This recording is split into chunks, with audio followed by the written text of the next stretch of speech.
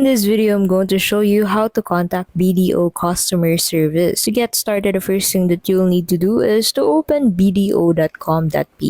So the last letters of the website may vary depending on your country. In here, what you'll need to do is to just go ahead and click on the branches button and click on book a visit if you want to book a visit to be able to reach out to their customer service, since they're BDO tellers and customer service representatives for each of the branch that they have around your area. So you can book a visit on their branch and indicate the problem that you're encountering in this area so that they'll have an idea of the reason why you're booking a visit on their branch. Another way to reach out to BDO customer service is by heading to the bottom of this page, since at the bottom of this page you'll be able to find the contact number of BDO along with their email, which you can use to send emails to. You can also reach them through Facebook, LinkedIn, and YouTube. So although BDO has no customer service on their website, you can simply reach them using the methods that I've mentioned. And that's how you can simply reach on BDO customer service. Thank you so much for watching, and we'll see you in the next video.